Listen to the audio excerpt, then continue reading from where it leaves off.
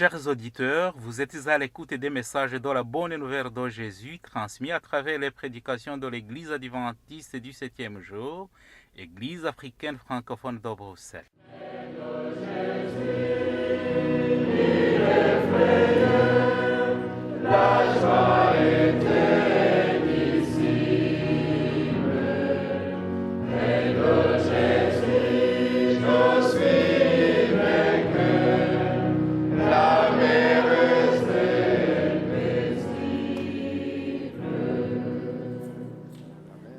C'est ainsi qu'a commencé la bonne nouvelle de Jésus-Christ, le Fils de Dieu.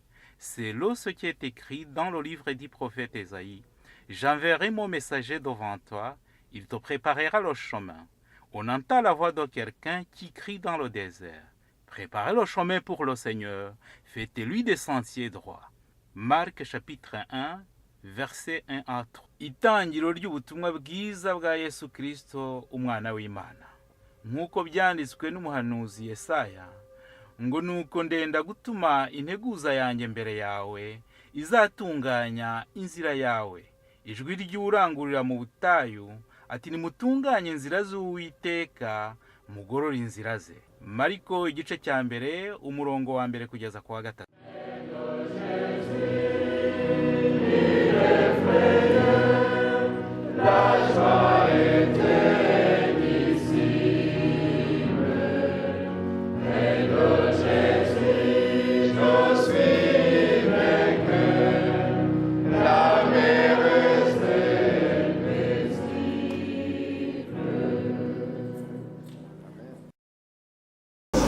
Mwaramutse. Hari umuntu rwose nabonye wajyaga twunganira tubwiriza ubutumwa, ariko iyo yafunguraga Bibiliya agiye kuvuga ijambo ry'Imana, wabonaga rwose akanyamuneza kamutashye, ukabona aravuga rwose anezerewe, ubona ko ikintu agiye kutugaburira naho kimushimishije. Iyo picha ntago nzayibagirwa. Il y a une personne, lorsqu'il commençait à faire une prédication, il ouvrait sa Bible, on le voyait avec beaucoup d'enthousiasme. Et lorsque je me souviens de lui, je n'oublierai jamais ça. Il était toujours souriant. Et ce qu'il disait, ça lui donnait beaucoup de plaisir, de joie. Et ce qu'il disait, ça se voyait que c'était une bonne nouvelle qui venait de son cœur. C'est pourquoi nous devons vaincre ce qui ne nous empêche pas de s'exprimer avec beaucoup de joie et avoir beaucoup d'enthousiasme, beaucoup de joie. Que le Seigneur nous bénisse à ce moment. Nous allons voir les paroles qui sont intitulées tel que Jésus te connaît, tel que les gens te connaissent, comment les gens me connaissent, tel que tu te connais ou bien tel que je me connais moi-même.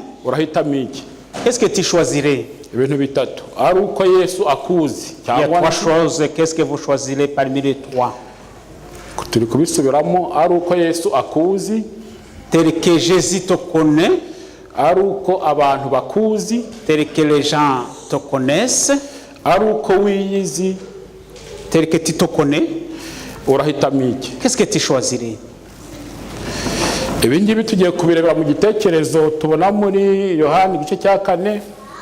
On va trouver cela dans Jean chapitre 4.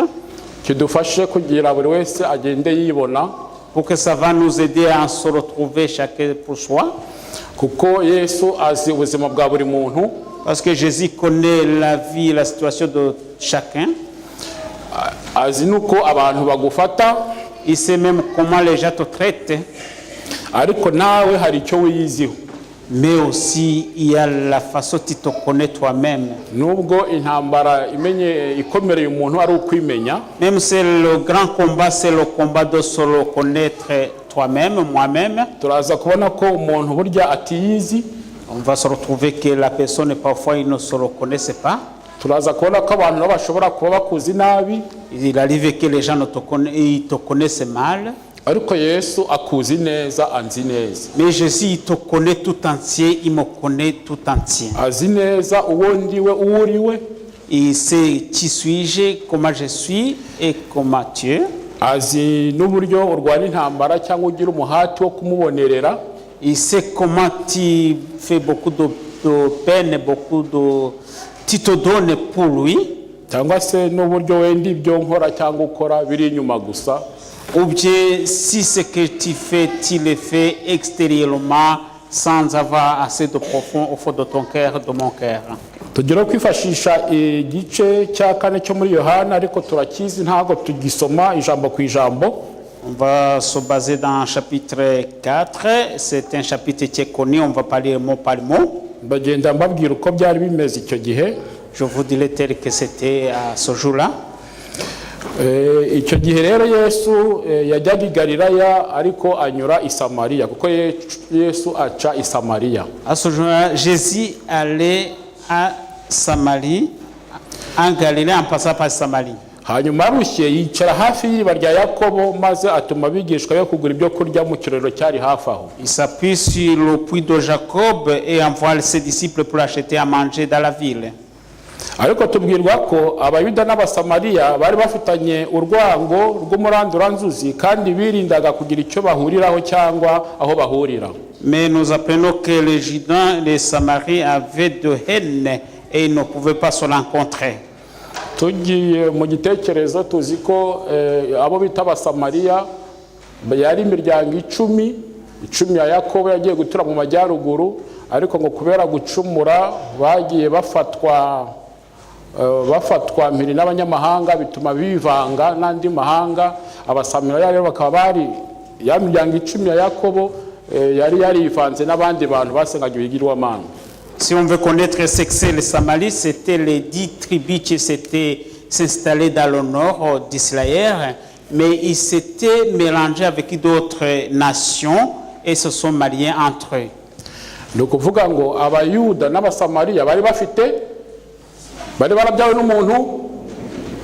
n'umuntu umwe. Ce qui veut dire que les Judéens et les Samaritains, ils étaient de même personne. Ni ukuvuga ngo bari barasangiriye bakiri mwa Yakobo ku isahani imwe, barara hamwe, ari byene nyina, murabyumva namwe.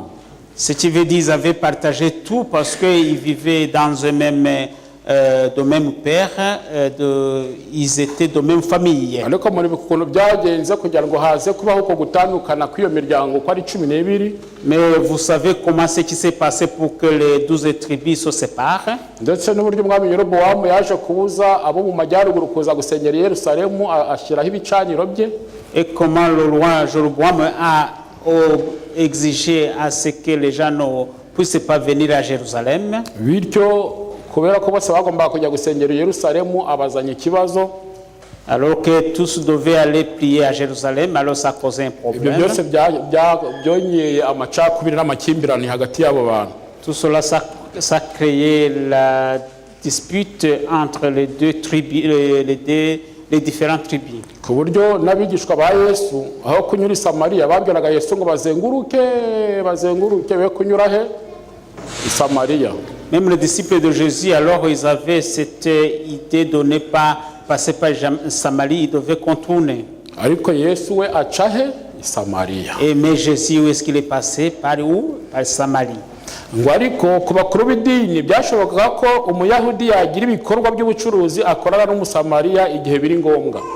Mais pour les gens de l'église ne pouvaient faire des choses de commerce avec les Samariens. Ku bijyanye n'ibikorwa by'ubucuruzi bashoboraga kuba bagira icyo bakorana. Pour des choses de commerce, ils pouvaient faire ensemble avec les Samariens, les Judéens et les Samaritains. Ariko ukundi kose umuyuda ashoboraga kuba yahura n'umusamariya byari icyaha gihanirwa. Mais pour d'autres choses, pour l'encontrer avec un Samarien, c'était un péché impardonnable. Umuyahudi ntiyashoboraga kujya kuguza umusamariya cyangwa se ngo abe yakwakira n'impano ye, yewe habe no kuba umwe yahundi umugati cyangwa yakwakundi amazi yo kunywa. Un Samarien ne pouvait pas aller demander à un Juif de quoi que ce soit une dette ou bien de l'eau à boire. murumva ko ikintu cyo kuba abantu batahana n'amazi yo kunywa ibintu biba biri kure. Vous entendez que même si les gens ne parvenaient pas à se donner à boire, c'était quelque chose de très grave. Ndibuka hari umusore bigeze kurangira umukobwa. Je me souviens un jeune garçon qu'on a l'enseigné à une fille. Umuryango we ntago wifuzaga uwo yari yashatse. Et la famille n'acceptait pas la personne qu'il allait fiancer. Hanyuma bamurangira urugo rwari rurimo umukobwa bifuzaga ko azana. Et c'est ainsi qu'on lui a dit d'aller choisir dans une autre famille. Ariko abitubwira yagiye yaka amazi muri urwo rugo. Quand il nous dit cela, il dit qu'il est parti en demandant de l'eau à boire. Uwo mugeni bari bamurangiye yari ari mu rugo. Et la fiancée était à la maison. Aramubwira ati nta mazi dufite. Et elle a répondu, il n'y a pas de l'eau à te donner. Et le jeune est entré avec beaucoup de chagrin. Et il a dit, la personne qui me refuse de l'eau à boire, même où est-ce qu'on arrivera?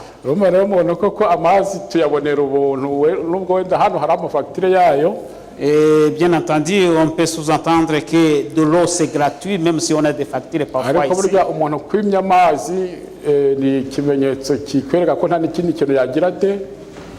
Mais si quelqu'un te refuse de l'eau à boire, cela te montre qu'il ne peut rien te donner quoi que ce soit. ngo abigishwa rero bajya kugura ibyo kurya mu Basamariya, icyo cyonyine nicyo umuco wari uriho icyo gihe wemeraga kuba hakorwa ibikorwa by'ubucuruzi hagati y'abo bantu uko ari babiri. Alors les disciples sont partis acheter à manger. Cela nous montre qu'ils pouvaient s'entretenir avec qui le commerce. Mais il n'y avait pas aucun autre service qui pouvait se rendre entre eux. Kuba rero umuyahudi yagira icyo yaka umusamariya cyangwa we ngo abe hari icyiza yamukorera ntibyari mu ntekerezo z'abayuda, yewe kabone niyo yaba ari umwigisha wa Yesu. Kuri iyo ngingo bari bayihuriyeho bose nk'abayuda. Alors dire qu'un Samaritain pouvait faire quelque chose de bon, il ne pouvait pas le croire, même il partageait cela avec tous les Juifs. Murumva ko uko ibibazo bigenda biba usanga bisa nkaho bisa. Ce qui nous montre que les problèmes se ressemblent. Abantu bashobora gutandukana nyamara ari bamwe. Les gens peuvent se séparer alors qu'ils sont de même. Hari umuntu twaganiriye turavuga tuti nk'ubu ngewe ndamutse mfite abana tuvuga Ikinyarwanda, afite abana bavuga Iringara cyangwa bavuga Igiswahili. J'ai un dialogue avec quelqu'un. Si les enfants parlent une autre langue, est-ce que birashoboka ko abana bankurukaho bazata Ikinyarwanda bakazasigara bavuga Igiswahili? Est-ce que les enfants qui viennent de moi, est-ce qu'ils pourraient parler la langue rwandaise alors qu'ils parlaient Swahili? Cyangwa se abana baturuka kuri Amoni bashobora kuzata cyangwa Igiswahili cyabo nk'uko abazerwa hano bavugira Iringara bakazasigara bavuga Ikinyarwanda cyanjye? Est-ce que les enfants qui proviennent de Amo, qui parlent Swahili, est-ce qu'ils parleront la langue rwandaise d'Edouard, ma langue personnelle? Nous avons vu que les gens qui parlent la même langue,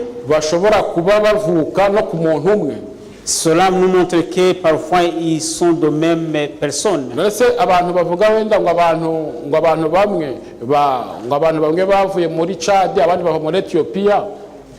Lorsqu'on dit qu'il y a des gens qui sont les descendants venant de Tchad et d'autres d'Éthiopiens, ceux qui parlent la langue rwandaise sont-ils? Est-ce qu'en Éthiopie ou bien au Tchad il y avait la langue rwandaise?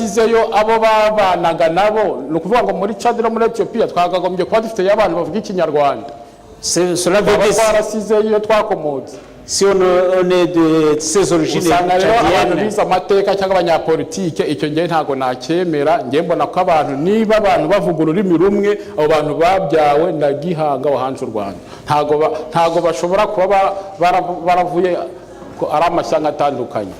Cela veut dire que si les gens parviennent à parler la même langue rwandaise, cela veut dire qu'ils sont de même origine, ce ne vient pas dans d'autres provenances.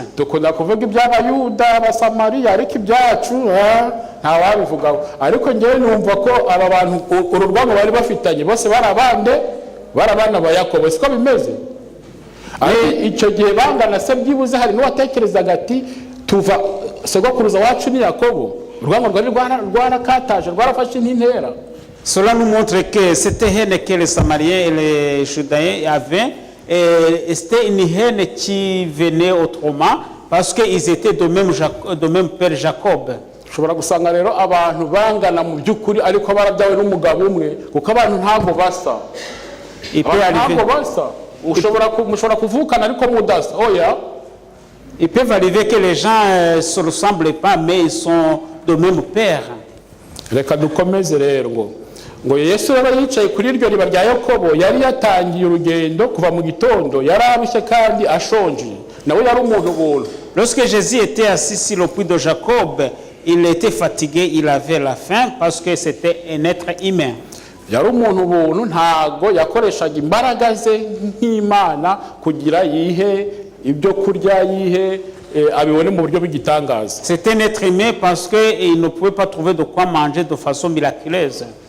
Yakomeje rero kugira inyota kuko yanarebaga iriba hafi ye ariko atabasha kuba yakwiha amazi kuko nta mugozi yari afite nta n'ikibindi yari afite kandi iriba ryari rirerire. Il a eu soif alors qu'il était assis sur tout le puits de Jacob. C'est ainsi alors que le puits était très profond, il ne pouvait pas se procurer de l'eau lui-même parce que c'était profond. Ngo nibwo rero umugore w'umusamariyakazi yaje kuvoma yuzuza ikibindi cye igihe yari agiye kugenda Yesu amusaba amazi yo kunywa. C'est ainsi que la femme samaritaine elle est venue pour puiser de l'eau et lorsqu'il avait fini de puiser de l'eau, il allait partir et Jésus lui a demandé de l'eau à boire. Ngo icyo yari akoze ngo icyo ubundi nta cyangaga muri ako gace kuko amazi yafatwaga nk'impano y'Imana. Sur ça, il n'y avait pas de quoi que ce soit parce que de l'eau c'était un don de Dieu.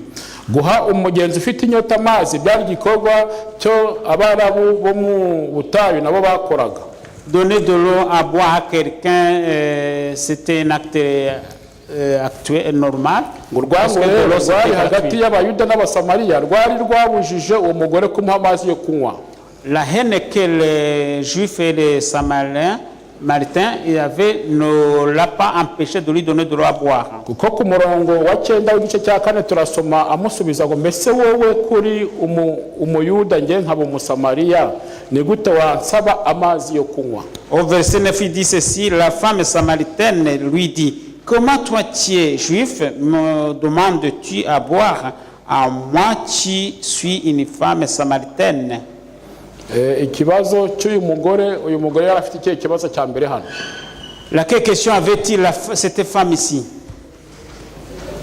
Yari afite ikihe kibazo abwira Yesaya amagambo. Qu'est-ce qu'il avait comme problème, question ici lorsqu'il parlait ces mots à Jésus? Comme mugize ngo cwe. Pourquoi taisez-vous? Yari afite ibibazo bibiri ariko icyambere kiragaragara hano.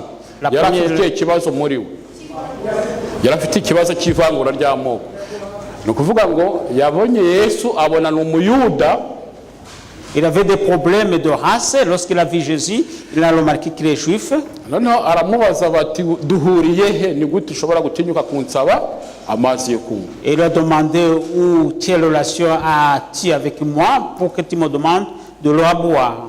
Hari cyo ufite cyo yuko Abayuda nibo banenaga Abasamariya yibajije umuntu n'utigeze umuyuda utigeze kusaba amazi kandi amureba atwari. C'est les Juifs qui détestaient les Samaritains, alors on se demandait si c'était homme qui lui demandait de l'eau ou d'où il venait. Urakoze kutwunganira birumvikana ko rero nubwo wenda yumvaga ko Abayuda babanena ariko Yesu ntago yari afite icyo kibazo cyo kunena abantu we iyo aramuka yamuhaye yari kuyanywa. Cela nous montre que Jésus n'avait pas aucun problème avec la Samaritaine. C'est parce que si lui avait donné de la boire à Jésus, il allait la boire. Niyo mpamvu Yesu ariwe cyitegerezo cyacu cyo kubaho kuko mu by'ukuri niwe waremye inyoko muntu kandi bose abakunda kimwe iby'amacakubiri byose biva kuri Satani. C'est pour cela que Jésus est notre référence parce que toute dispute, toute séparation vient de Satan. Ngo Yesu rero ngo kubw'urukundo rw'ijuru yari afite asaba umugore amazi yo kunywa aho kugira ngo we abe ari we umuha serivisi ahubwo ayisaba uwo mugore. Alors, par l'amour que Jésus avait envers la femme, au lieu de lui donner quelque chose, il a demandé à la femme. ngo iyo we ashaka wenda ngo kugira icyo asaba uwo mugore urebye ko yarahagaze mu rwango rw'amoko ntiyari kubyemera. Iyo ashaka kugira icyo amuha ashobora kutari kubyemera we. S'il aurait voulu lui donner à la femme quelque chose, la femme pouvait refuser parce qu'il avait l'esprit de haine contre les Juifs. Ngo ariko Yesu amugirira icyizere amusaba amazi yo kunywa. Mais Jésus a eu confiance à la Samaritaine et lui a demandé de la boire. Ngo burya mu buzima iyo wemera umuntu nawe ushobora kumuteramo kugira ute kukwemera. Dans la vie, lorsque vous acceptez une personne, vous lui donnez le courage de vous accepter. Mu Gifaransa bavuze ngo la confiance engendre la confiance. Mu Gifaransa baravuga ngo kwizera umuntu biguha kumwizera. Ibi ngibi nyine byo kuvuga ngo kunenana, iyo umuntu munena no mu buzima busanzwe, iyo umuntu akwiteruyeho wenda kurusha situation, akurusha sa amafaranga kuko ibyo wenda nibyo abantu biratana, agashaka kugusuzugura no kukwereka ko ntawe utari umuntu, ugira gute ureyagisa nawe nk'umuntu ukavuga uti ntago ntunzi. Dans la vie, ça existe. Lorsque vous détestez quelqu'un pour des raisons soit financières, pour dire que tel ou tel il te dépense en argent, et cela, ça crée une distance l'un à l'autre. Hari umuntu ugira amahirwe wenda akagira icyo agira, wenda akagira agafaranga se, rero yakureba kenshi niba wowe akurusha amafaranga akumva ko swati ntukora cyangwa nta bwenge ugira cyangwa si ntago wuzuye mu mutwe.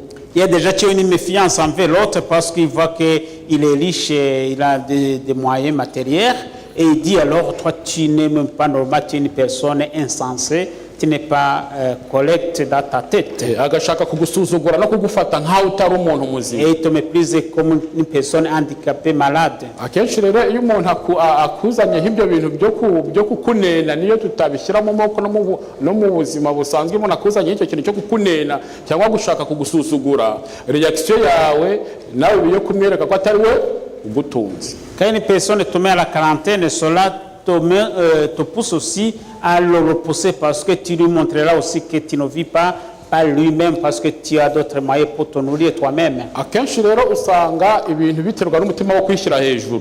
Et tout cela en grande partie ça vient de l'orgueil. Kuko nubwo tujya mu bintu bya histoire tukaguma mu mateka, ariko iyo tugiye nko mu byacu en fonction y'ubutegetsi buhari abantu barabigendera. Parfois nous nous basons dans l'histoire lointaine, mais en regardant même dans notre relation, parfois les gens ils marchent dans le même chemin de haine. Ujya wumva abantu bakunda kuvuga ngo sico ndico sha. Il y a ceux qui disent tu connais qui suis-je? Mbese uwavugaga gutyo ubu yabivuga. Et celui qui disait cela à l'époque, est-ce qu'il peut le dire aujourd'hui? Ubu yabivuga. Puis se dire encore? Kubera iki? Pourquoi il ne peut pas le dire?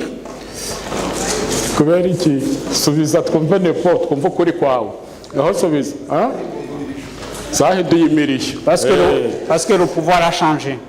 Ubu rero nabwo hari undi uko yiyemeraga gutyo, ubu n'undi hari undi wiyemera kubera ko yumva ko ari uri ku ngoma.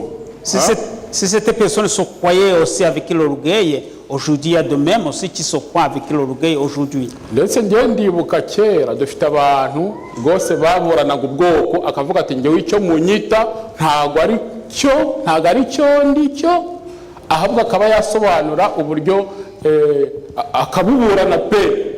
Ariko hari abantu nzi harabuze ati ntago nakwirirwa mivuga, ariko akenshi abantu usanga bashaka kubogamira iyo bihengamiye.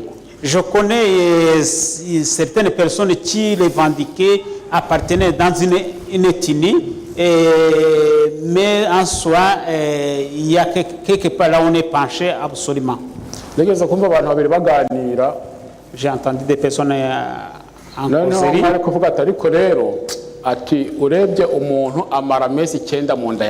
Si on regarde bien l'homme, la personne reste 9 mois dans le ventre de sa mère. Il a beaucoup de relations avec sa mère.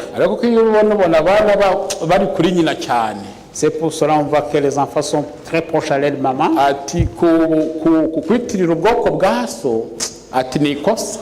Cela veut dire te mettre dans le côté de race de ton père. C'est ati une umuntu faute. yari akwiriye gufata ubwoko bwa nyina. On devrait prendre l'ethnie de la mère. Aha, ati ibyo uwo muntu yavugaga ndamureba ati wowe ushaka ko bihinduka ubu ariko mbere iyo mvugo ntayo wari ufite. Et alors je l'ai dit, tu veux que ça change aujourd'hui et pourtant avant, tu ne pouvais pas penser à cela. Je numva ko ibyo ntago turi kubivugira gusa ngo tubigumemo ariko ni ibintu bitari bikwiriye kuranga umukristo. Siko bimeze? Je ne vous invite pas d'autres nés dans cela, mais ça ne devrait pas qualifier un vrai chrétien. Burya ariko iyo ugiye cyane usanga abantu dufitanye ibibazo by'amateka ntago dufitanye ibibazo bya Bibiliya ngo ndahagarara hano ibyo nsoma wumve bitari byo. Si on analyse à fond, on voit que les problèmes que nous avons, c'est les problèmes historiques, ce n'est pas le problème basé dans la parole de Dieu dans la Bible. Usanga ibibazo abantu dufitanye ni ibibazo biri mu mateka yanduye. Les problèmes que nous avons sont des problèmes de l'histoire salie. Ibyo kuvuga rongo abantu ngo turaba Kristo ngo twarahindutse ibyo ngibyo ubona sinzi uko nabivuga. Dire qu'on est des chrétiens qui ont été changés ou bien il n'y a pas beaucoup d'expressions à montrer cela, à dire ça. Ari uko Yesu akuzi, Tel que Jésus te connaît, ari uko abantu bakuzi, tel que les gens te connaissent, ariko ubwira ko wiyizi urahitamo iki? tel que tu te connais, que choisirais-tu? Urahitamo iki? Qu'est-ce que tu choisis? Yesu aruta byose. Jésus dépasse tout. Ngo ariko mwebweho muri ishyanga ryera. Mais vous êtes Ishyanga ariko mwebweho muri une nation ishyanga ryera. sainte, Abana b'ubwami une race loyale, bahamagariye kwamamaza ishimwe qui ont ryaduhamagaye. été appelés pour annoncer la vertu de celui Ibyo qui vous appelle. duhamagarirwa birenze ibyo ngibyo. Ce qui vous appelle dépasse loin de ce qu'on a dit. Birenze kwambara ibyo bucecero ngo hari icyo uri kwerekana kuko abazarwa bavuga ngo mukiritura tu. Ça dépasse de s'habiller ces haillons. C'est pourquoi les Haïgois ils ont une expression spéciale. Ibihe bihora bihindurana. Les choses changent. Ibihe bihora bihinduka. Ngo iyo rero Yesu ngo amugirire icyizere ngo yamugirire icyizere amusaba amazi yo kunywa. Iyo wemera umuntu icyo twakivuze nawe ushobora kumuteramo kukwemera. Iyo umugaya ukamusuzugura icaba ari ikibazo. Burya abantu ikibazo abantu bazagirana igihe cyose uzagira urakamira ngo ndi ikigoryi ngo ndi igicucu. Reaction yanjye nanjye izabiye kwereka ko ntari iki. Niko bimeze. Jésus a fait confiance à cette Samaritaine, c'est pour cela il lui a demandé de la boire. C'est ainsi, lorsque vous donnez l'occasion à la personne, cela, ça lui donne la valeur. Et si vous lui méfiez, il deviendra, si vous le considérez comme nul dans la tête, il risquera d'être nul. Uzita mugenzi we mu gicucu cyangwa ikigoryi azatabwa mu nyenga y'umuriro kuko Imana yaremye umuntu ku ishusho yayo ufite uburenganzira ki bwo kwita umuntu ikigoryi cyangwa igicucu. Celui qui appellera son frère le fou sera dans la Gehenna, parce qu'on ne peut pas appeler l'autre un fou. Uretse kwiyemeranaho gusa abantu bavuga bati twe twavumbuye iki twahimbye iki hari wavuze ati n'amayugi abantu ntibashobora kuyambara ngo afate ku kaguru. Usanga abantu nta kindi dufite uretse kwiyemera gusa n'agasuzuguro nta kindi kitwuzuye. Parfois, on remarque que les gens n'ont pas autre chose à montrer, sauf qu'on a que l'orgueil. Ariko rero Yesu aca bugufi kandi aroroshye kuko ari umwami w'isi n'ijuru ntakeneye kwiyemera. Utagira icyo agira icyo n'utagira icyo agira n'ugenza ate niwe wiyemera. Burya nge tukigera hano twatuye mu nzu y'umugabo wari ufite amazu hafi ijana hano muri Buruseli. Quand j'arrivais ici, j'habitais dans une maison, je louais à une maison là où appartenait à quelqu'un qui avait beaucoup de maisons à Bruxelles. Nasanze we akora kagasharije ibintu. Lorsque je suis parti le voir, je l'ai trouvé comme un blanc, comme quelqu'un qui cherche un blanc cardier. ari cyakora no kuvuga agaterura amagaziye akayashyira mu modoka y'umukiriya agapakurura amavide akayashyira hasi ariho akora. Son travail c'était de charger les caisses dans le camion, les caisses de boissons et en les chargeant dans le camion. Ukareba rero uguca bugufi k'uwo muntu en le voyant tel qu'il s'abaissait, ukagira ikintu byigiraho, ça donne une leçon. ngo umugore rero yahise abona Yesu ko yari umuyahudi mu mubiri, nawe Yesu burya nawe yari afite ubwoko mu mubiri, ubwoko ntabwo ari ikibazo. Jésus avait sa appartenance raciale dans son cœur. Yashoboraga kugaragara akaba yagaragara nk'umuyahudi. Être de là, ce n'est pas un problème. Il était juif. Hanyuma rero umugore yatangaye nyine no kumenya impamvu uwo muyahudi amusaba amazi yo kunywa. Alors la femme s'est étonnée parce que là, il voyait qu'un juif lui demandait de l'eau à boire. Rero amubajije impamvu yamusabye amazi, Yesu aramusubiza ngo iyo umenye impano iva mu ijuru ukamenya n'ugusabye amazi uwo ari we, ni wowe wakamusabye amazi y'ubugingo. Il a dit si tu savais celui qui te demande de l'eau à boire, tu aurais lui demandé aussi de l'eau de vie. Ngo utangajwe nuko nagusabye ngo umpe kuri ayo mazi, iyo nawe ubishaka nari kuguha amazi y'ubugingo buhoraho. Et tu es étonné que je te demande de l'eau à boire, si tu le veux, je pouvais te donner de l'eau de la vie éternelle. Mais sur le langage de Jésus, la femme n'a pas pu arriver à comprendre. Ariko yatangiye kugira amatsiko ngo ubundi yari umuntu utagira icyo yitaho mu buzima bwe, ariko yatangiye kumva hari ikintu gihinduka mu bugingo bwe.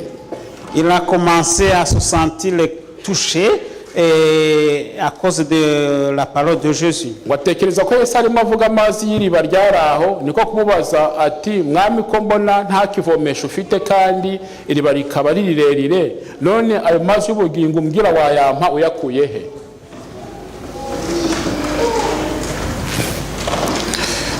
Navuze ko tutagenda ijambo ku ijambo. Niba ushaka ko sinzi impamvu uri kuzureba muri Bibiliya, ntago tugenda ijambo ku ijambo. Alors il a demandé où est-ce que tu dis que tu me donneras de l'eau à boire, mais je ne vois pas l'autre puits, où trouverais-tu de l'eau à me donner? Hanyuma aravuga ngo mbese urutasogokuruza wacu Yakobo wanyoye kuri aya mazi kandi waduhaye iri riba. Est-ce que tu es supérieur à Jacob, notre ancêtre, qui a créé ce puits et lequel nous puisons de l'eau à boire? We rero yamubonagamo umugenzi wuzuye umukungugu warushye kandi wishwe n'inyota. Et il le voyait comme un voyageur plein de poussière, fatigué et qui avait de soif. Hanyuma akabona ko Yakobo amurusha igihagararo no kubahwa. Et il voyait que Jacob était assez supérieur à Jésus. Akamwumvisha ko Yakobo yanyoye kuri ayo mazi y'iyo riba, we ayavuga ni igiki ku buryo we atayanywa. Et il comparait à Jacob parce que Jacob avait bu cet eau, alors il ne pouvait pas comprendre de quelle eau Jésus pouvait lui donner qui dépasserait l'eau de Jacob. Ariko umucunguzi we yari amuri imbere, ariko amuhishwa amaso ye adashobora kumenya ngo amusobanukirwe. Mais le Sauveur était devant lui parce que la Samaritaine, ses yeux ne pouvaient pas le comprendre, connaître qui était Jésus. Ariko hari icyo turi bumwigireho uyu mudamu. Mais il y a quelque chose que nous allons apprendre sur cette femme. Turakigeraho. Nous arriverons. Mbese ngo nibangaho uyu munsi baba hafi y'isoko idudubiza ariko bakajya gushakira ahandi kure amazi y'isoko y'ubugingo. Combien sont-ils tout près de la source qui donne de l'eau, mais qui vont chercher de l'eau ailleurs? Yesu rero ngo ntiyamusubiza kuri cyo yaramubajije, ahubwo aramubwira ati unywa ku mazi y'iriba azongera kugira inyota, ariko umuntu wese unywa ku mazi nzamuha ntazongera kugira inyota ukundi. Jésus lui dit alors que celui qui boira cette eau aura soif, mais celui qui aura bu l'eau que je lui donnerai n'aura jamais de soif aucune fois. Ngo kandi umuntu wese uzanywa kuri ayo mazi aha azahinduka isoko idudubiza kugeza iteka ryose. Et celui qui boira cette eau que je lui donnerai sera une source éternelle. Ngo umuntu wese wica inyota kuri aya masoko y'isi azongera agira inyota, ariko unywa ku mazi y'ubugingo ntazongera kugira inyota ukundi. Et celui qui boit de l'eau naturelle aura soif, mais celui qui boira de l'eau éternelle de vie aura la vie éternelle, n'aura jamais de soif. Ngo mu buzima tugira ibintu byinshi dukenera tutabasha no kugeraho. Dans la vie, on a beaucoup de soucis et le cœur, parfois, on n'y arrive même pas à accomplir. ariko ngo icyo amoko yose atuye isi dukeneye ni Yesu Kristo. Mais tout ce qui attend de toutes les races du monde, c'est de connaître Jésus. Kuko ayo mazi atanga ngo ni ubuntu buva mu ijuru abasha kugira umutima w'umunyabyaha. Parce que de l'eau que Jésus donne, c'est la grâce qui déçoive le pécheur. Ubuntu buhumanura umunyabyaha bukamugira icyaremwe gishya ndetse bukamukomeza. L'eau qui sanctifie le pécheur et qui lui rend une nouvelle créature et qui le fortifie. Uwanyoye ku rukundo rw'Imana rero ruva mu ijuru azongera kurushaka biruseho. Celui qui a connu l'amour venant du ciel, on a envie de connaître davantage cet amour. Kandi nta kintu icyo ari cyo cyose gishobora kumukurura, byaba ubutunzi, byaba ibyubahiro cyangwa ibinezeza by'iyi si. Aucune chose ne pourra jamais l'attirer, ni la richesse, ni le prestige de ce monde. Yesu rero ihishurira umutima w'umuntu ibyo ukeneye, akeneye ko wamuha umwanya ngo abashe guhaza inzara n'inyota ufite. Jésus alors tire le verre à tout cœur ce qu'il a, et il est là pour t'en procurer. Ibyo abantu bafite byose bizarangira, ibigega by'amazi bizarangira. Les sources d'eau, les tanks d'eau finiront. Umucunguzi wacu ni isoko idakama. Mais notre sauveur, c'est une source intarissable. Ngo ni isoko unywaho ukongera ukanywa ariko ntushobora kuyirangiza. C'est une source à laquelle tu bois et tu bois encore et tu ne termines pas de l'eau qui en se trouve. Ngo umuntu wese ro Kristo abereye mu bugingo ahinduka isoko idudubiza idakama y'umugisha, isoko y'amazi izageza mu bugingo buhoraho. Alors la personne qui est habitée par Jésus devient une source d'eau qui ne finissent jamais.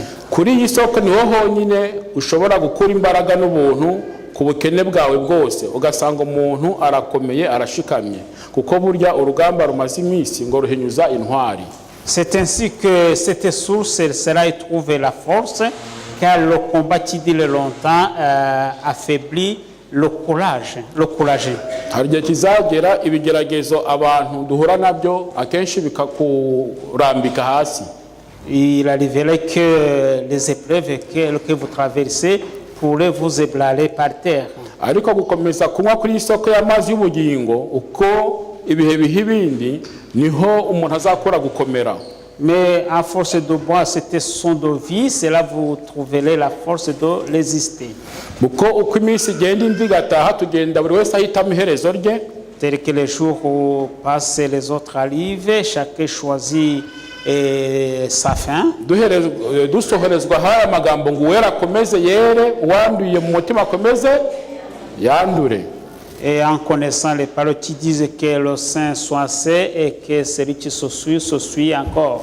Kuko igihe kirasohoye aho buri wese n'ibyo akunda kandi yishimira bigiye kuzamuha bikamugira imbohe, swati ya Kristo cyangwa imbohe yande ya Satani. Le moment va arriver jusqu'à ce que chacun pourra appartenir à un groupe, soit un groupe de Satan ou un groupe de Jésus. Twisiro tugenda twifuruguta mu bintu uzasanga waraboshywe, ibyo bintu byarakuboshye utanyeganyega, kandi kuba waraboshywe wowe uzajya ugenda ntabwo uzabimenya, ariko muri contact n'abandi umuntu ashobora kukubona ati uyu muntu aboshywe n'iki kintu. Siko bimeze. Puis si vous vous donnez au piège de Satan, vous vous trouverez dans son piège. Et parfois on ne connaît pas qu'on est déjà pris par Satan, mais les autres peuvent connaître que tu es déjà pris.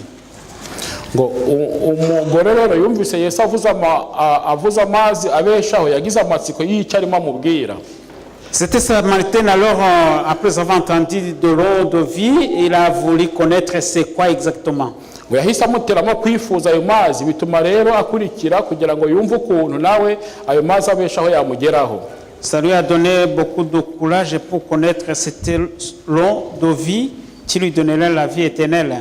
Ngo we mu byo yabonaga Yesu atarimo avuga amazi y'iriba rya Yakobo kuko yayanywaga buri gihe, ariko inyota ye igahoraho. Tel qu'il a compris, il voyait que cette eau n'était pas l'eau du puits de Jacob, parce qu'il avait bu, mais ils avaient toujours soif. Niko kumubwira ati mwami mpakora ayo mazi y'ubugingo. C'est ainsi qu'il lui a demandé, donne à moi si c'est ton de vie. kugira ngo sinzongere kugira inyota ukundi. pour que je n'aurai aucune soif encore. Bigeze aho rero Yesu amaze kuganira nawe, Après avoir causé avec amaze Jésus, kumutegura, après avoir la préparé, yahise ahindura ikiganiro, il a changé le dialogue. kuko ngo Yesu ntacyo ashobora gukorera umunyabyaha atamubwiye icyaha cye. Parce que Jésus ne peut rien faire s'il ne lui informe de son péché. Umuntu ashobora kubaza icyaha cye, Quelqu'un peut connaître son péché, ashobora kuba atakizi, il peut ne pas connaître son péché. ariko nk'iki yari agiye guhishurira uyu mugore ntago ashobora kuba atakizi. Mais ce qu'il allait révéler à cette femme, elle devait le savoir. Ngo mbere y'uko rero uwo mugore yakira impano yari ategerezanyije amatsiko menshi, Avant qu'il reçoive le cadeau, qu'il allait le recevoir avec beaucoup d'attente. ngo iyi roho yari ikeneye kubanza kumenya icyaha cyayo, yari ikeneye kumenya, uyu mugore akeneye kumenya icyaha cye, Cette femme avait besoin de connaître son péché. kandi akeneye no kumenya ko uwo bavugana n'umukiza we, Et il a besoin de connaître qui parle avec un sauveur. kuko icyo ngicyo nicyo cyagombaga gutuma ibindi bikurikiraho. Parce que cela allait amener à ce que la suite continue à suivre. Aha rero ngo ibyaha nibyo bundi bidutandukanya n'umwami wacu. Ce sont les péchés qui nous séparent de notre roi. Igihe cyose tubyihishemo cyangwa tukabihisha abantu, Lorsque nous nous cachons dans nos péchés et ou les cacher à nos frères, amaso yacu ntabwo ahweza, nta nubwo ushobora kumenya Yesu. Nabwo ntiyashoboraga kumumenya kubera ko impamvu n'abandi bose batamumenye ni uko amaso y'umunyabyaha abahishwe, kubera ko hagati ye yanjye n'umuremyi wanjye haba hari ikibazo cy'icyaha. cela veut dire lorsque on est enfermé dans le péché, cela t'empêche de voir Jésus ton Niyo mpamvu sauveur. Yesu yavuga ngo naje guhumura impumyi, abantu ntibabyumve kubera ko babonaga bareba. C'est pour cela que Jésus est venu, il a dit, je suis venu pour que les aveugles voient, mais les gens disaient, on voit, mais Jésus les appelait des Ati, aveugles. naje gutuma ibirema bigenda, se abantu bakumva ko atari ibirema kuko baragendaga bakumva se twaremajwe n'iki turi ibirema dute. Il a dit, je suis venu pour que les estropiés puissent marcher. Et il disait, où sommes-nous les handicapés alors que nous marchons? Kugira ngo ibipfamatwi byumve, abantu bakabona bafite amatwi bakavuga ati uyu muntu turi ibipfamatwi dute kandi ko dufite amatwi ko twumva. Pour que les sourds puissent écouter, il répondait, nous avons des oreilles, nous entendons, mais Jésus les appelait des sourds. Ni byiza kwimenya, C'est bien de se connaître. kandi ntabwo ushobora kwimenya ubu mu gitondo mwese mbere y'uko muva mu rugo mwarebye muki. Personne ne se connaît pas parce qu'avant de quitter la maison, chacun a pu se regarder dans le miroir. Ariko indorerwamo spirituelle Mais le miroir spirituel, abantu tuyihagararaho imbere, les gens qui se mettent devant ce miroir, akenshi usanga tutabikora. les gens ne veulent pas le regarder dans son miroir. Kuko buri munsi buri wese ahagaze ku iyo ndorerwamo nk'uko yireba mu ndorerwamo Si chacun y'ibigaragara, pouvait chaque jour se regarder dans le miroir spirituel comme il umuntu akareba inzira arimo, ibyo anyuramo, et ibyo arimo akora. s'examiner dans le chemin, dans tout ce qu'il fait, Nubwo abantu batabizi, même si les gens ne connaissent pas ce qu'il fait. ko hari abantu bibera mu byaha ariko hakaba nta n'umuntu umuvuga, Il y a des gens qui vivent dans les péchés, personne ne leur dit pas. akumva afite amahoro muri ibyo Il a bintu. la paix dans ses péchés. Ariko Yesu arakuzi, Mais Jésus te connaît. Yesu arakuzi. Jésus te connaît.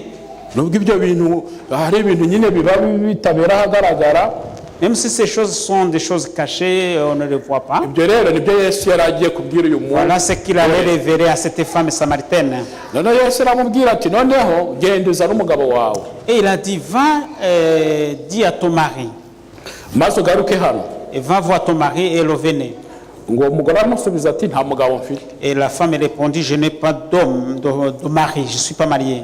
Ngo uwo mugore yumvaga ashaka guhagarika ibyo bibazo byari bitangiye kumubuza amahwemo no kumubuza uburyo. Et cette femme-là, elle commençait à avoir un peu de soucis parce que les problèmes et les questions que Jésus lui posait burya abantu l'a benshi ushobora traumatisé. kumubaza ikintu kitagenda neza mu buzima bwe agatangira kubwira ati se uri nani uri inde Parfois, quand vous posez la question à quelqu'un, si ce qui ne va pas dans sa vie, tu l'expliqueras en disant, qui es-tu pour me demander cela? wowe ujya ureba ibikureba Regardez ce qui te ubwo ntabwo ari regarde. ubuzima bwawe Ça, c'est ta vie, là, c'est ma vie. iyo ni vie prive Ça, c'est ma vie. ariko urabona ko Yesu agera n'ahantu hagenza gute hatagaragarira amaso. Mais ça se voit que Jésus même arrive dans des endroits très obscurs et cachés.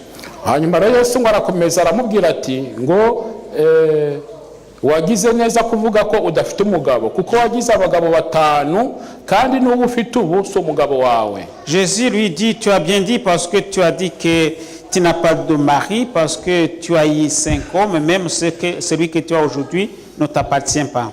Ni ku murongo wa 17 Au verset 17, igice cya 4 niho bari bageze Yesu ari gusoma ubuzima bwe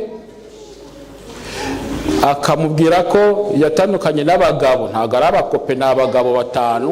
Jésus lui dit qu'il s'est séparé avec des maris, ce n'est pas des copains. urumva ko ubwo yarageze kuri divorce ya kangahe? Ça veut dire qu'il avait divorcé combien de fois? Ya gatanu. 5e divorce. N'undi wa gatandatu urumva yari yaramubohoje ntabwo yari ari ubu. Même le 6e ne lui appartenait pas. Ahora bitangiye guhinduka. Alors ça commence à chauffer, à changer. Atangira kwibaza umuntu uri kumubwira ibintu ibyo ni ibintu biri kashe ntabwo ushobora burya kumbwira uti wewe waryamanye n'abagore aba n'aba gutyo gusa ubipfuka ukapfa kubivuga gutyo gusa biragoye. La Samaritaine a commencé à comprendre cet homme parce que il lui révélait que des choses cachées qu'il a commis en cachette sont connues. Yatangiye kubona ko ari umuntu udasanzwe. Il a compris que c'est un homme exceptionnel. Akomeza kumutega amatwi. Il lui a prêté l'oreille pour l'écouter. Yesu rero ngo nta kintu yashoboraga gukomeza kugirana nawe atamubwiye icyaha cye. Jésus ne pouvait pas continuer avec quelqu'un s'il ne lui dit son péché. Yesu rero akuzi neza. Jésus il te connaît très bien. Azi abagore n'aba ndi hano mpagaze hano nihararukwa kandi mfite abagore ndyamana nabo abizi neza. Il me connaît même si je me mets devant vous et c'est si j'ai des femmes les concubines à côté. Niba wicaye aho ufite abagore n'umugabo uryamana nabo abizi neza. Si tu as des hommes ou bien des femmes avec qui vous couchez ensemble, Jésus les connaît. Niba uri umugore ufite abagabo uryamana nabo Yesu abizi neza. Si tu es une femme et que tu as des hommes avec qui vous couchez ensemble, Jésus les connaît. Uretse ko nawe ubizi. Et toi aussi tu le sais. Icyo ntawakivuga ngo ntabwo akizi. Il n'y a pas de doute et toi aussi tu ne peux pas dire que tu ne le sais pas. Uretse kwigira nyine impumyi cyangwa igipfamatwi. Même si on fait aveuglement dire que ça n'existe pas. Ariko icyo ukizi neza. Mais ça tu le sais très bien. Aba rero iyo umuntu ngo yigize igipfamatwi aba imbohe ya Satani. Si quelqu'un devient sourd, il devient l'esclave de Satan. Kuhava ngo biba ari ikibazo cyane. Et pour se détacher à cela, c'est pas évident. Ariko ngo nubwo bimeze bityo, même si c'est ainsi, Yesu ntiyigeze amuciraho iteka. Jésus ne l'a pas condamné. Yakomeje kuganira nawe amwereka urukundo rw'ijuru. Il a continué à causer avec elle, à lui montrer l'amour du ciel. Umugore akomeza kumwumva. Ce qui lui a poussé à lui écouter. Kuko akenshi usanga wowe ugiye kubwira umuntu kitagenda uburyo bimubwiramo bushobora guhita buhagarika umubano mufitanye cyangwa bikawukomeza. Ariko urukundo Yesu yerekaga uyu mudamu rwatumye amubonamo inshuti, amutega amatwi, amubona mu wundi muntu udasanzwe. La façon par laquelle Jésus s'est entretenu avec cette femme lui a poussé à voir que Jésus avait un bon amour de Dieu. Kuko ntiyigeze amuciraho iteka. Parce qu'il ne l'a pas condamné. Icyo umugore rero aturusha ab'iki gihe. C'est que cette femme s'il passe à nous. Bibiliya itubwira neza ko turi itorero rya nyuma, itorero rya Laodikiya. C'est ainsi que la Bible nous dit que nous sommes l'église du reste, l'église de Laodicée. Kubera ko ngo twumva ko turi abakire dutunganye kandi ngo nta kiza tugenje gute tudafite. Nous nous considérons comme des riches alors que nous sommes des pauvres. Ariko Bibiliya ikatubwira ko twasoma ko kujya kuhasoma. Bibiliya itubwira ko turi abatindi twambaye ubusa. Nous sommes des pauvres nus ndetse ko turi n'impumyi et nous sommes des aveugles. umuntu w'umuti wo gusiga ku maso Et c'est pourquoi achetez-moi du coloris pour vos yeux, mbahe imyenda mwambike ubwambure bwanyu. pour que je vous donne des vêtements pour cacher votre Twebwe iniquité. abantu bo muri Lawodikiya turiyemera, nta n'umuntu burya buri wese yumva ko ari umuntu ugeze ku rugero. Nous les personnes de la Odyssée, de l'église de la Odyssée, nous croyons que nous sommes les gens top qui sont à la hauteur. Ariko Yesu niwe wakugenderera akakwereka kwiyemera kwawe, Mais c'est Jésus qui peut te visiter pour te montrer akakwereka ton ubwibone orgueil. bwawe. Ton orgueil. Uyu mudamu rero ikintu yakoze nuko ibyo Yesu yamubwiye yarabyemeye, yemeye icyaha cye.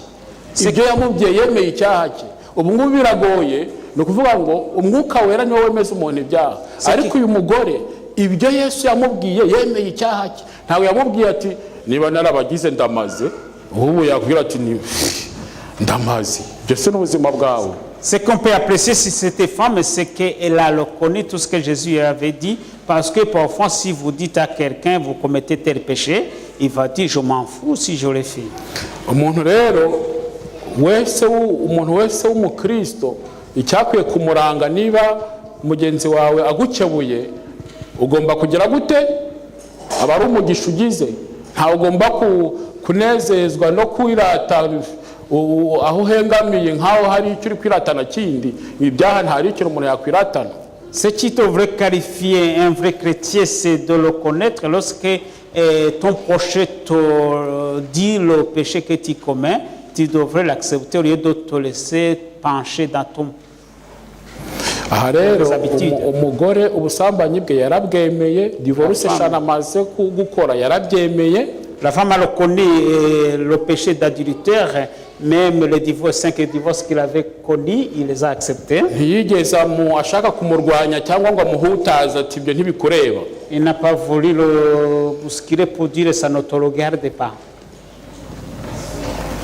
Uko uyu mugore turabona ko yari yarabaswe n'amoko, ikindi yari yarabaswe no guhinduranya abagabo uko yishakiye. Cette femme avait été engloutie par le problème racial et il était aussi dans le péché d'adultère. Il avait changé des hommes, comme toi aussi je peux changer aussi des femmes, moi aussi. Comme toi aussi tu peux être dans le péché de changer les hommes et les femmes, ou bien être dans le problème racial, ou bien autre chose qui ne sont pas visibles à l'œil. Parce que les gens aiment tout ce qui lui donne la joie, le prestige.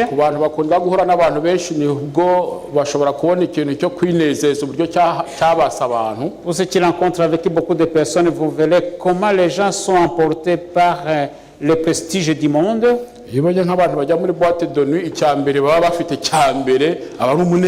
Ceux qui vont dans des boîtes de nuit, ce qu'ils ont, c'est une joie qu'ils ont. Ils chantent.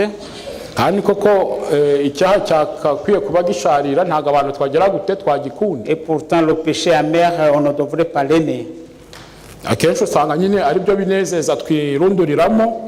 Et pourtant c'est ça qui nous prend la place. Alors tugasoherwamo n'ubuhanuzi ngo bazaba bakunda ibibanezeza aho gukunda Imana. Et la prophétie s'accomplit par cela en disant que ils aimeront ce qui leur donne la joie au lieu d'aimer Dieu. Ngo bakunda ibibanezeza aho gukunda Imana. Ils aimeront les choses du monde au lieu d'aimer Dieu. Umuntu agakunda ibimunezeza. Burya buri muntu wese afite ikimunezeza. Chacun aime quelque chose chacun a quelque chose qu'il aime. Wabaza buri muntu buri wese afite ikintu kimushimisha kimunezeza. Si on peut demander à chacun, il a quelque chose qu'il aime bien. Uyu mugore rero uretse ko yahuye na Yesu, sinzi aho abagabo yari kugeraho ngo ni bangahe. Je ne sais pas si, sauf que cette femme a rencontré Jésus, je ne sais pas combien des hommes il attendait encore. Ariko Yesu yamugiriye neza. Jésus lui a fait du bien. Wenda yahagaritse uko kwirirwa agenda. Peut-être il a stoppé la façon dont il courait derrière les hommes. Ariko nawe yaramwemereye. Mais la femme aussi l'a accepté, il a accepté ce que Jésus lui dit. ariko burya nubwo hazabaho kurimbuka abantu nitwe tuzirimbura. Même s'il y aura la perdition, c'est nous qui amènerons notre perdition. Kuko umudendezo twahawe nitwe dufite uburenganzira bwo guhitamo. Parce que la liberté que nous avons vue, c'est la liberté qui nous pousse à choisir. Ni ukuvuga ngo nshobora guhitamo kwitandukanya n'ibyo umwuka wera nyereka n'ibyo Bibiliya nyereka, mbasha guhitamo gutandukana nabyo. Je peux choisir de ne pas m'appartenir à ce que le Saint-Esprit m'explique. Cyangwa se ngahitamo kubyirunduriramo. Ou bien je peux dire de me mettre dedans. Igihe cyose rero hazaba urubanza, umudendezo wanjye uko nawukoresheje, icyo nahisemo, icyo wahisemo, nicyo kizagushyira ku iherezo ribi cyangwa ryiza. Lorsqu'il y aura le jugement, alors le choix que tu as mené, c'est ça qui te placera à la place selon ton choix. Yesu aravuga ngo twese twahawe agakiza. Nous avons reçu tous le salut. Ariko abantu nitwe twizambiriza. Mais c'est nous qui l'acceptons pas. Parfois nous compliquons les choses célestes parce que Jésus l'a abrégé. Il est le chemin et la vérité et la vie.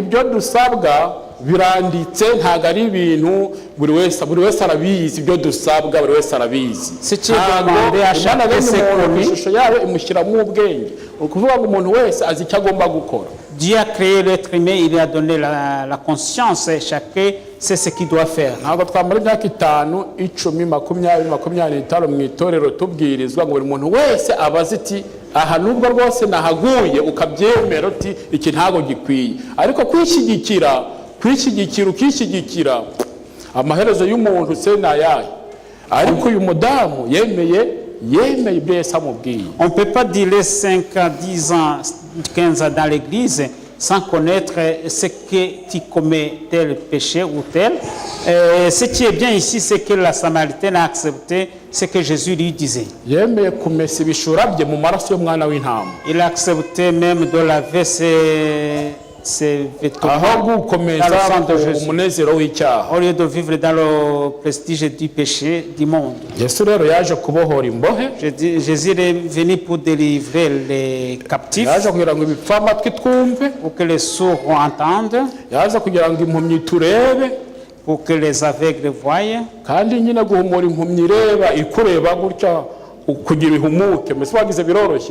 Mais sachez bien qu'un aveugle, il te regarde. Est-ce que croyez-vous que c'est facile de le rendre la vie à l'aveugle alors qu'il te regarde?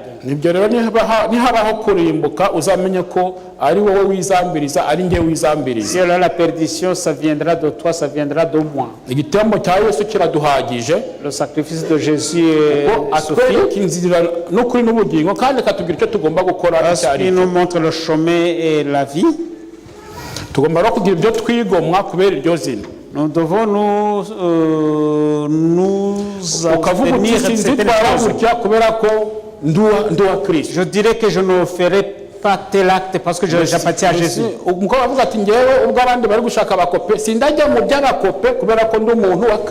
Si les autres cherchent à trouver des copains, moi je ne le ferai pas parce que j'appartiens à Jésus.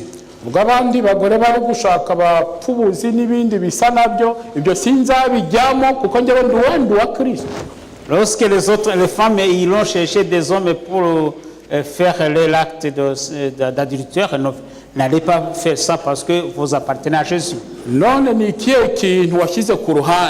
que tu as mis à côté? Qu'est-ce que tu as mis à côté parce que tu es de Jésus? Kubera ko uharanira kugera ku rugero rukwiriye ni ikihe wigo tu veux atteindre l'apogée, le point. Niba irari ryawe rigutwara nk'abandi, si ton envie te pousse à vivre comme les autres, ukagaburira umubiri wawe icyo ushaka, et tu donnes à ton cœur ce que tu veux, umugabo ukunze ntumwibuze, l'homme que tu veux tu te donnes à lui, umugore ukunze ntumwibuze, la femme que tu veux tu t'empêches pas. Wigo mwiki Est-ce que tu t'es abstenu pour l'amour de Jésus? mbese ngewe iyo ngeze mubo nita ngo ni bene wacu cyangwa wowe mubo wita ngo uri bene wabo. Lorsque tu arrives dans les côtés, tu t'appartiens à ta race, à ta famille. akomeje gushimangira mu bantu ngo La haine que Satan continue à semer dans les êtres humains. Comment tu te tiens dedans? Ibyo ntabwo bizabura kubaho kuko no buhanuzi. Cela ne arrivera seulement parce que c'est la prophétie qui s'accomplira. Kuko ngo amoko azasubiranamo. Les races attaqueront l'autre Ishyanga race, rizatera irindi shyanga. ni nation contre une nation. Ibyo n'ibimenyetso twaraye tubonye byo kugaruka kwa Kristo. Ce sont des signes qui nous montrent le retour de Jésus. Ntushobora kubihagarika. Tu ne peux pas arrêter cela. Intambara z'amoko zizabaho. Il y aura des guerres ethniques. Nabajije umwarabu ndavuga nti si wanyu mu barabu mufite amoko. Demandez à l'arabe si vous avez des races dans votre pays. Ambwira ngo bafite witwa ababerbere. Ils ont des berbères. Ngo bavuga iki berbere? Ils parlent le None berbère. se ababerbere ntabwo ari abarabu. Est-ce qu'avez-vous de race arabe? Ce ne sont pas des arabes. Ugasanga ibibazo biri hose. Et les problèmes, on en trouve partout. Ukajya kwa Sadamu muri ako ugasanga ngo harimo abashite n'abasunite. Quand vous arrivez chez Saddam, il y a des chiites et des sunnites. Nabajije umuntu arambwira ngo bariya bo bafite undi muhanuzi utari harya iyo ninde utari Muhammad. Ils ont demandé s'ils ont notre prophète, ils ont dit qu'ils ont une autre. Ugasanga rero ibibazo by'amacakubiri Satani agenda bishyira he buri hantu. Les problèmes de séparation, il y en a partout. Abantu rero mwakwishyira hamwe ngo muraba naba azita zano tubazo twaho mutuye. Abantu bashobora gutura hamwe. Même si vous vous dites que vous appartenez à terrasse, cela Satan amènera autre chose. Ujijije umuntu aho yavukiye. Si tu condamnes quelqu'un à cause de là il est né, si quelqu'un est né de terre endroit, pourquoi le condamnerais-tu?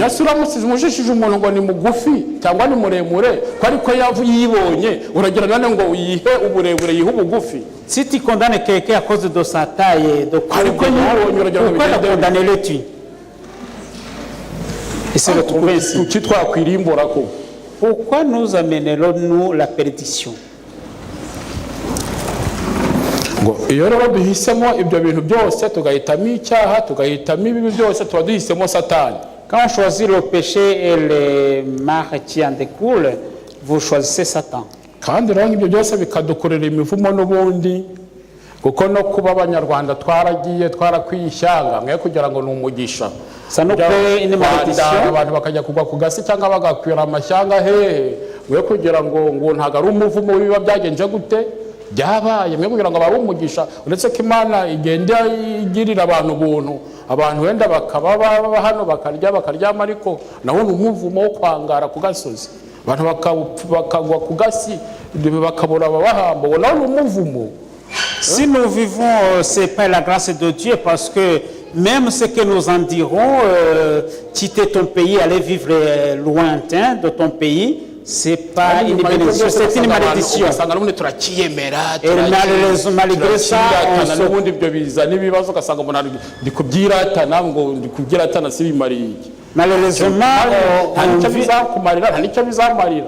malheureusement, on vit dans des situations là où l'orgueil continue à veiller sur nous.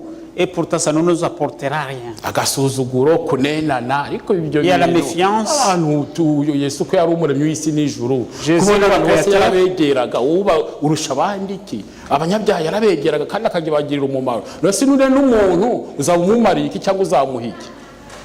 ndavuga ntago ari mu buryo by'amoko gusa no muri bukristo nshobora kukureba nkabona uri kure yanjye nkumva byaba birikora turiya muntu ibyo n'ibindi mais je haba harimo abantu nyamwuka amatorero yo abanyamwuka tujya twiyoroshya ntacyo ufite wakwiratana kuko byose ni impano y'ijuru.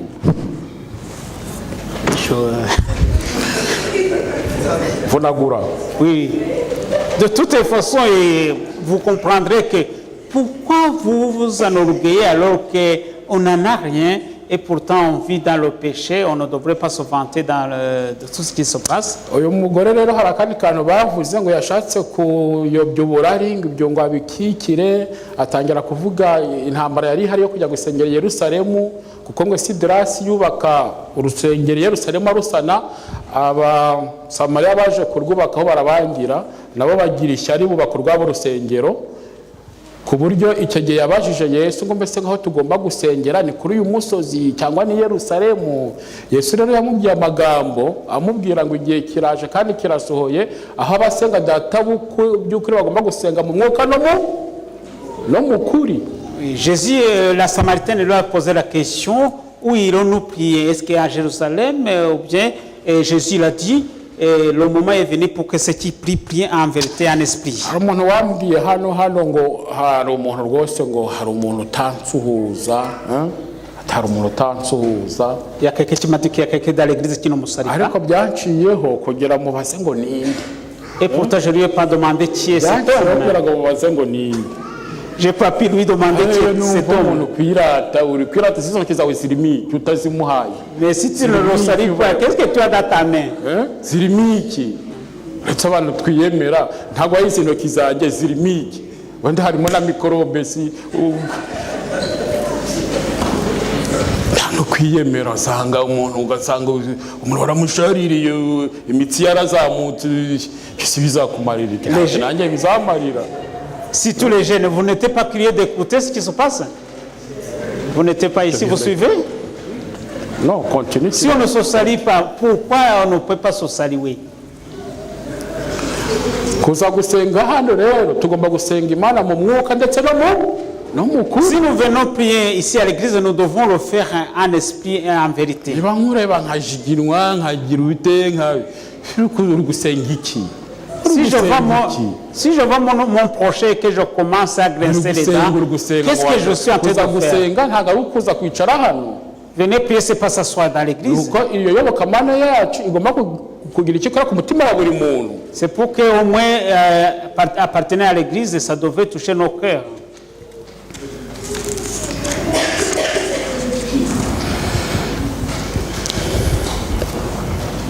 Yesu rero ngo yaramubwiye ati igihe kiraje kandi kirasohoye ko abasenga by'ukuri bakwiriye gusenga mu mwuka no mu kuri, kuko ngo ngaho gusengera ntago hazaba kuri uyu musozi cyangwa Yerusalemu, ngo muzasenga data kuko uwo musenga ngo nta nubwo mumuzi ariko twe turamuzi.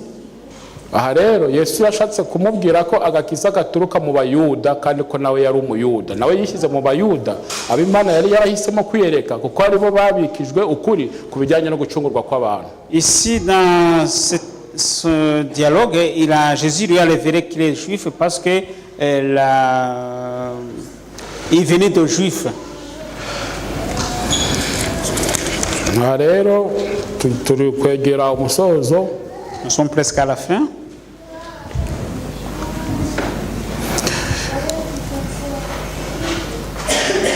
Tugomba rero kwitandukanya n'umubi.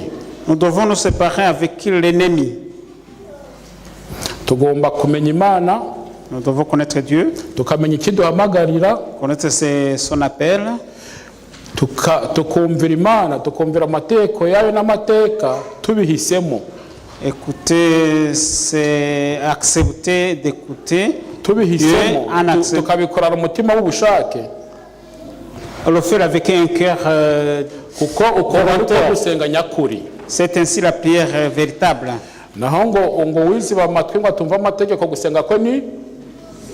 Celui qui s'abstient pour ne pas écouter les commandements de Dieu, sa prière est une abomination. Ariko nyine abantu tunangiye imitima uramutse ubonye ukuntu isabato ari ukuri ariko ukabona ukuntu amadini menshi cyo kintu udashobora kukibabwira kandi babombora Bibiliya, ubona ku buryo abantu tunangiye imitima siko bimeze.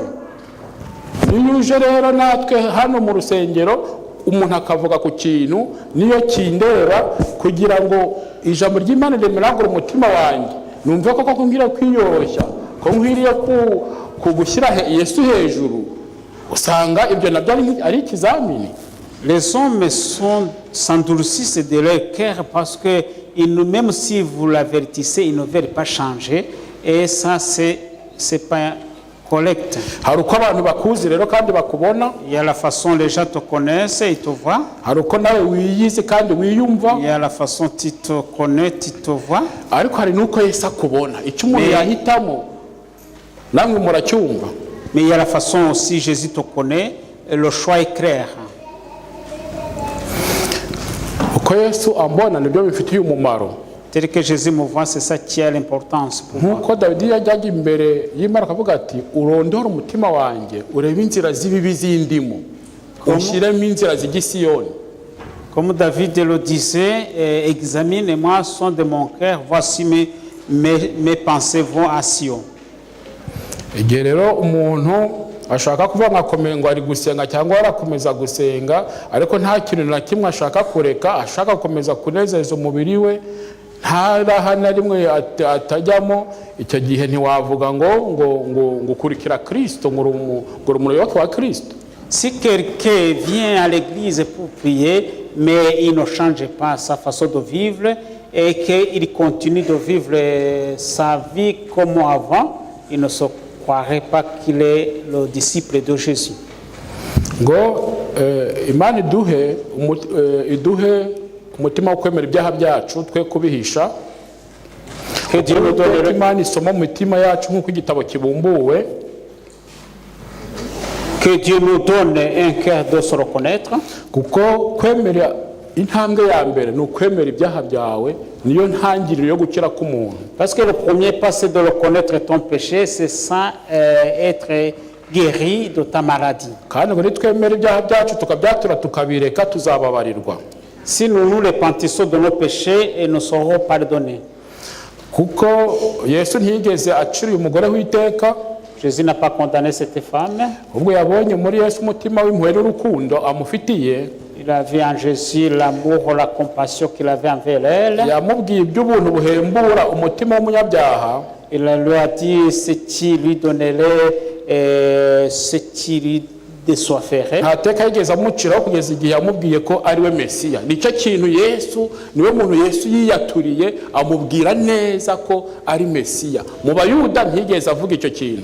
C'est pas elle qui l'a dit qu'il est le Messie, ni part en Judée n'a jamais révélé qu'il était le Messie. Ibyakurikiyeho rero nawe yaragiye amaze kubohorwa kubaturwa, muzi ibyakurikiye yagiye kuvuga inkuru, urumva muze murebe umuntu ubwiye ibintu byose niba atari we Mesiya. Et après cela, Ahinduka ikibindi yagitaye aho n'ibyamuzanye yabitaye aho. elle a laissé la criche là, elle est partie en ville pour dire la personne qui lui a dit tout ce qu'il avait fait, et il dit, est-ce que serait-il le Messie?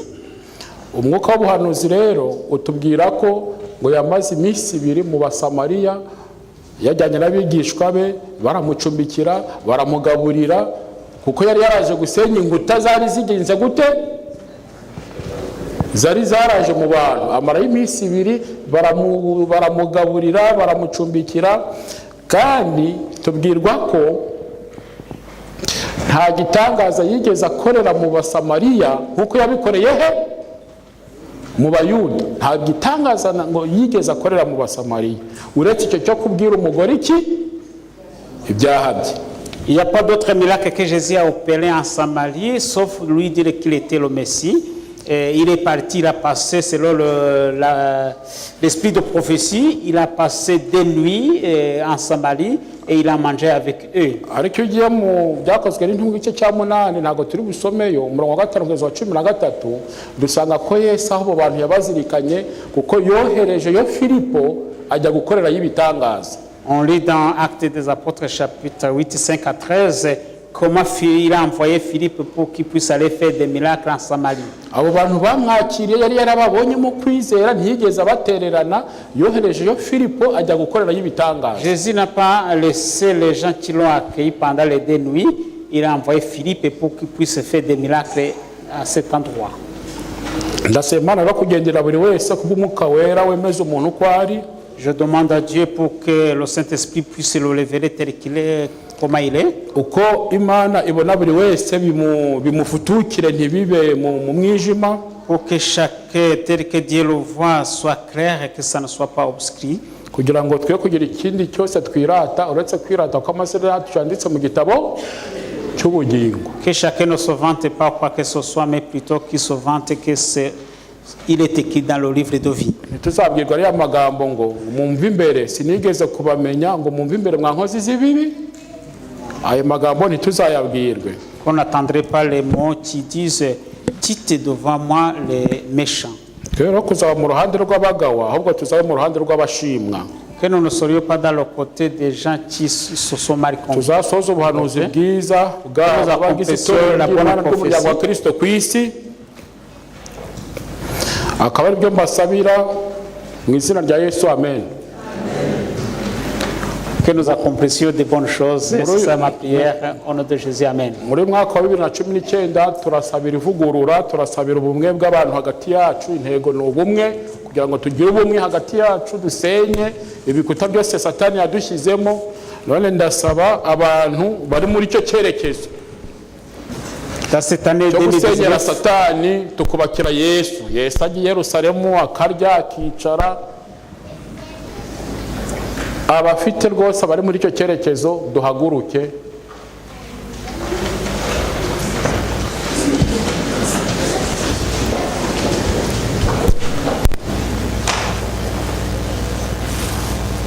Noneho turaha mikoro abantu babiri, turaha mikoro abantu babiri basenge, turaha Eugenia na Ginette araza gusenga.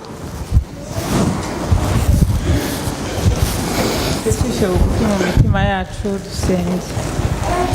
Urakoze Mana nkuru, Imana ikomeye kandi Imana ishobora byose.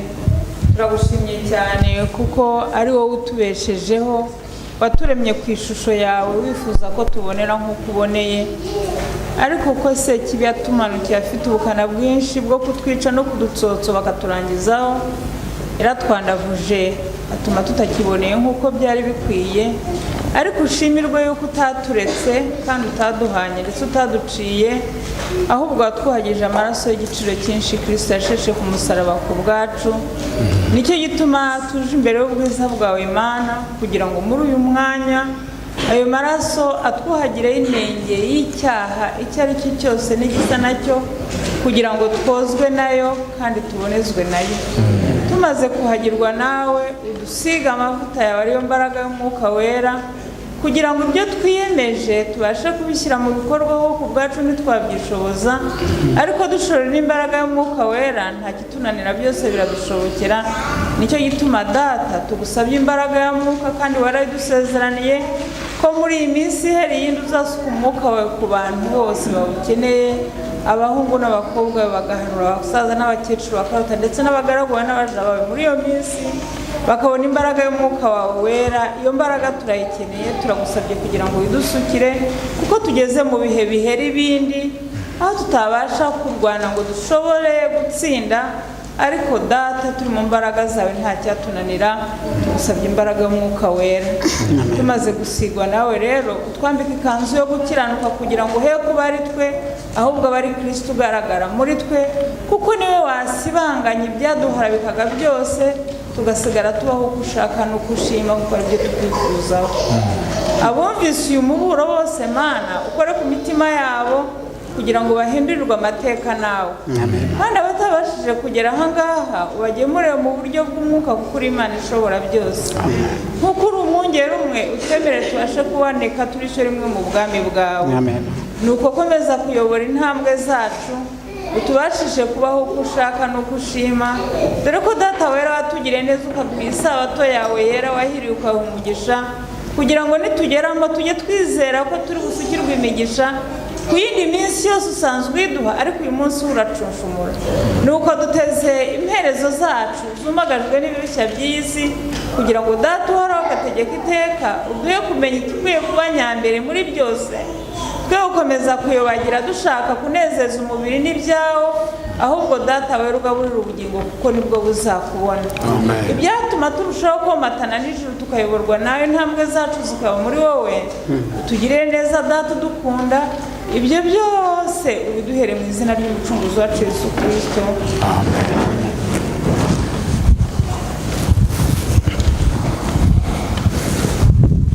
Kandi Data wera wo mu ijuru, yemerera nanjye ngushime kandi nguhimbaze Nukuri uri Imana igira neza, uri Imana ishobora byose, uri Imana ivuga bikaba, uri Imana itegeka bigakomera, nukuri izina ryawe nirishyirwe hejuru.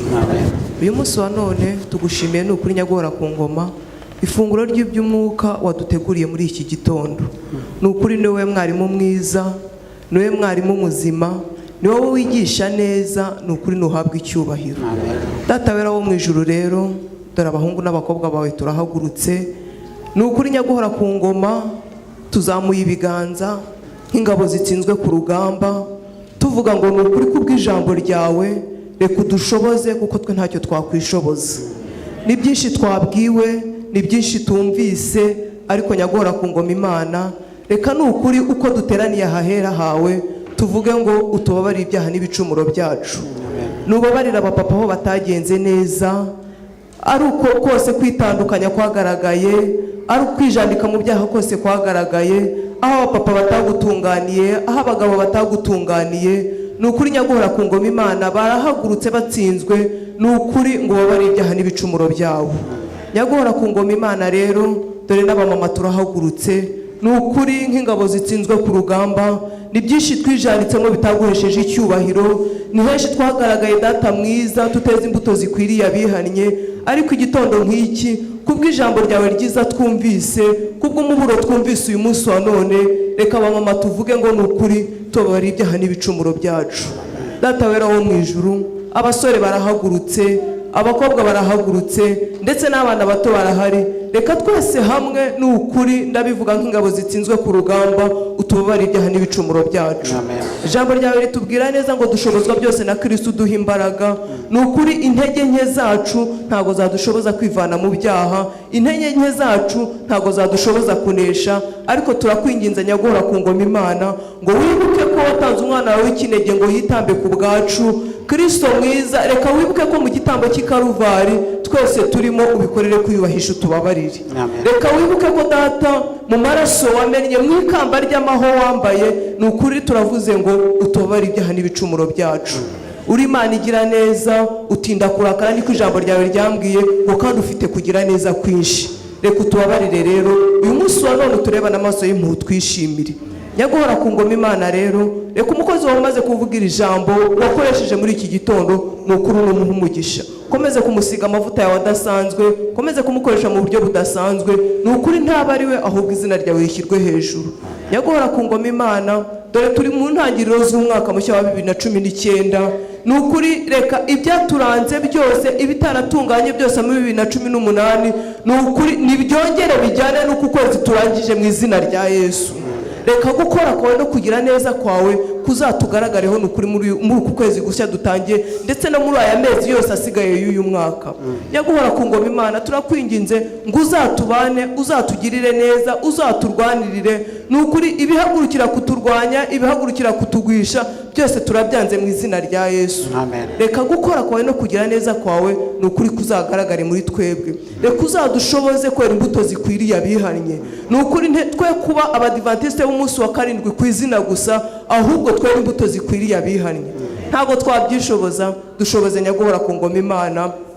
Hari ijambo nkunda cyane rimwe itangira igice cya 6, nukuri ngo igihe cyane ngo abantu baba babi cyane, ariko ngo nuwakugiriraho umugisha, ngo yari umukiranutsi, ngo yatunganye rwose mu gihe cye, ngo yagendanye n'Imana. Turakwinginze, turagutakambiye ngo uyu mwaka wa 2019 uzadushoboze kugukiranukira, uzadushoboze Nyaguhora ku ngoma Imana gutungana rwose mu gihe cyacu, ndetse uzadushoboze kugendana nawe. Urakoze kuri Imana igira neza, urakoze kuri Imana ishobora byose. Reka ubuntu n'amahoro n'urukundo rwawe bikomeze kubana natwe twese mu izina rya Yesu. Amen. Senge.